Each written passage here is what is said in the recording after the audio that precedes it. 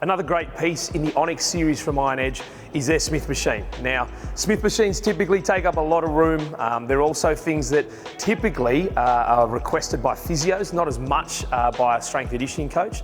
But the more you start to work with athletes, the more you start to get involved in unique methods, and in particular things like isometrics and positioning of speed, jumps or throws, you'll start to realise that a Smith machine can be very handy. But it is restrictive in the fact it's quite a large piece to put into a gym. As far as the footprint goes on the floor, it is quite nice. It's got some really good height to it as well. It's got a really smooth rail, slightly angled, so it allows a really smooth projection of the bar, whether you're squatting or benching. But what I really love about it is it's solid. It doesn't jolt, it doesn't jump, it doesn't grind. It is really well put together, and it is built like a tank. It doesn't move, it doesn't create angst every time you're squatting and the whole thing's starting to move around.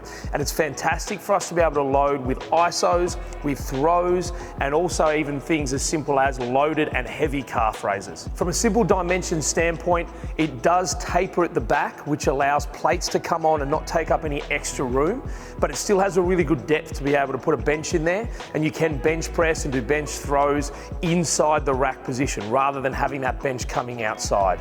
But also, as far as width and size, it is about the same size as a normal power rack. So to give you a bit of an idea of its setting, that is about the size it'll be.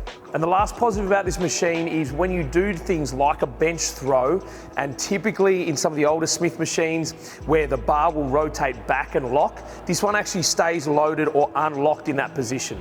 As you throw, it's a really smooth movement, but it also is heavy enough that it's not trying to catch every time you try and throw it.